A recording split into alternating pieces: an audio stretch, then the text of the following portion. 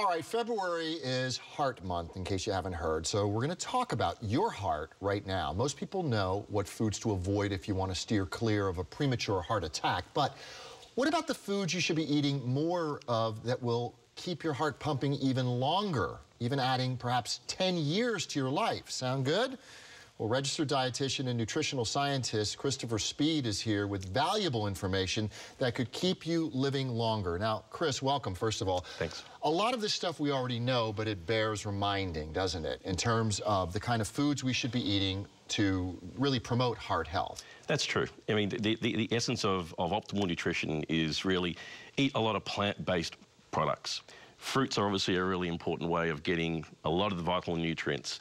Vegetables, whole grains, beans, nuts and cereals, all these will provide you with the ample nutrition and especially fibre that's going to really support and underpin your heart health risks. Okay, but let's talk about the surprise here, and that is that there are some supplements that people generally think of when it comes to strengthening your bone matter that are actually really good for your heart. Yeah, this is something that's really important to emphasise for people. A lot of people are taking calcium supplements alone, and what that is potentially doing is actually stiffening their arteries.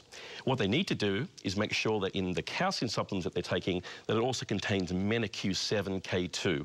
That's a new vitamin K2 that we're now understanding drives calcium from where it could be hazardous, where it's going to make your arteries thicker, to drive into the bones where we actually need it to support optimal bone health. Okay, so what you're talking about here is making your arteries more flexible. Explain what that means. Yeah, as we age, especially if we're aging and eating a poor diet, it can lead to overcalcification of your arteries. And what actually happens when that continues is it increases the risk of developing certain types of cardiovascular disease. A very common one is atherosclerosis, where you get stiffening of your arteries, because in this instance, the calcium has been led to actually stiffen those arterial walls. You can actually increase your risk of heart disease.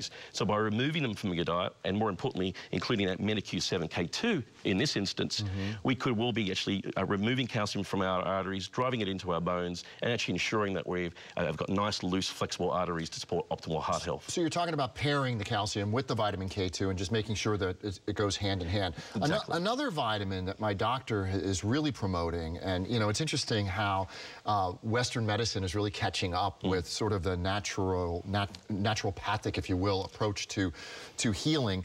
He promotes vitamin D3. He says, take vitamin D3, take massive amounts. I don't know what massive amounts are, but I take about, I don't know, probably a few thousand milligrams of vitamin D3 a day. Yeah, it's very common, and the great thing about vitamin D is now we can start to talk with some definitives from a nutrition standpoint. So why is it such a miracle supplement? Well, again, it appears to actually allow the arterial walls to be as flexible as possible, and we now know that is one of the first stages of developing heart disease in much the same instance as we spoke about K2. It also supports your brain chemistry and even a sense of wellness. So not only can it reduce your risk of chronic diseases, but it can also actually have a positive effect on your psychiatric outcomes and how you feel every day. Well, no wonder I'm so happy. It's the vitamin D.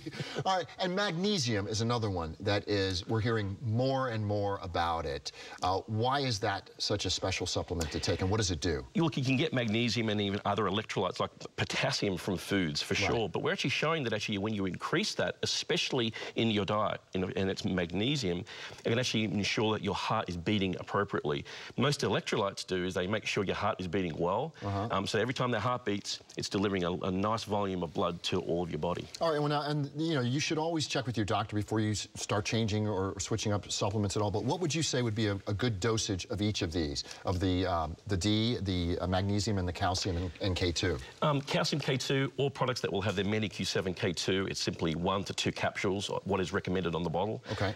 You were correct, about 2,000 plus. 2,000 to 3,000 milligrams of vitamin D. And is D the same as D3, or is there a difference there? There's a family of D vitamins. D3 is the most active one that has the most research behind it. Okay, and as far as the magnesium goes, how much? Very small amounts, only 80 to 100 micrograms a day is really ample.